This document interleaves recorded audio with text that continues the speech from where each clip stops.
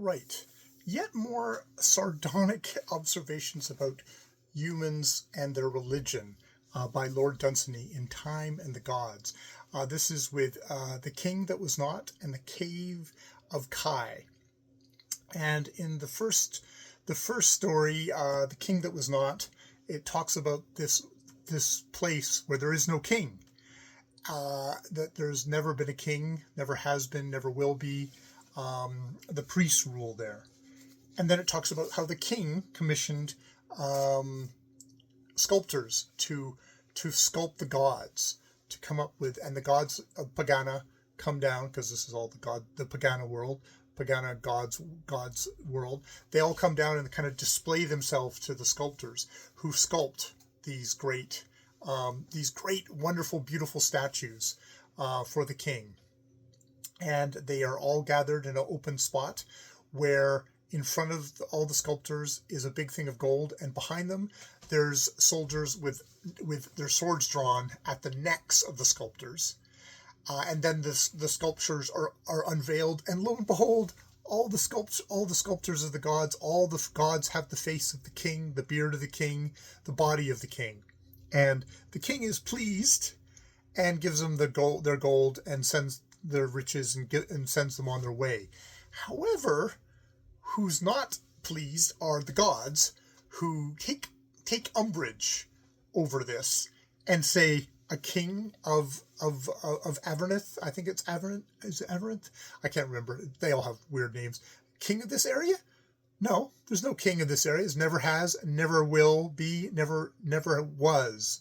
And indeed, poof, the king is gone, and his body's gone, leaving only the crown and the robe. And the priests come in and turn the place into a temple, and the people come in and go, oh, what's that crown and that robe? It's like, oh, that's something that was never was. And from then on, this area, this kingdom was a place that never had a king, never did have a king, and the priests are the ones who run the place and tell what everyone to do from the gods themselves. So yes, that whole thing of when rulers ask for deities, they're basically just looking for stuff to glorify themselves, and woe betide them if there were actually gods around to get offended by this, that they would quickly become nothing at all, never was. The other story is the Cave of Kai, where it's another king, and this king summons all the wise men, magicians to him, and says he wants to recover the days that were and the forgotten hours. And they're like, we don't know how, we can't do that. We don't know how to do that. Brings down a prophet, singer. I mispronouncing all his names. Who's never cast any magic, stuff like that, but says, all the days and the forgotten hours, they all go over across the rim, down into this valley, into this cave, and are lost in this cave, which is guarded by Kai, who has the body of a god, the eyes of beasts, and the king goes there and offers Kai all the riches, and Kai's like, I get everything at the end of the day. That's what the gods have promised me, everything. I take everything, so you can't bribe me. And he goes back very depressed, very, very, very depressed.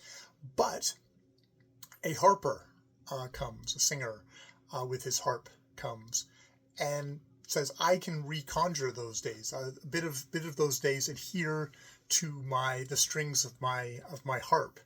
And he plays, and he indeed conjures those days back to the king's eyes, to the king's memory. And the king's, sits there and ponders for a good couple of days and just looks sad. But he says at the end of it, great, you come along with me. I'm going to go conquer people. You are going to sing songs about this so that it preserves me. That my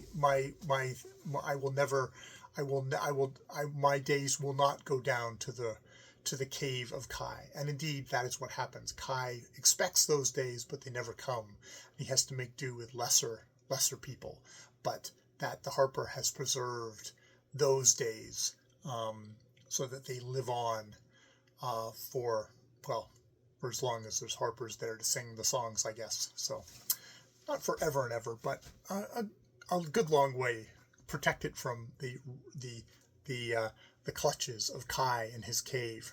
All right, I will leave it there. But yeah, it's definitely, I'm enjoying it when it's the gods part interacts with the human beings, whether that's the arrogance of human beings, whether that's the sadness of, or the kind of fear of being forgotten of human beings. And, hey, a storyteller can preserve you forever. Good to have one. All right, I'll leave it there. More videos later.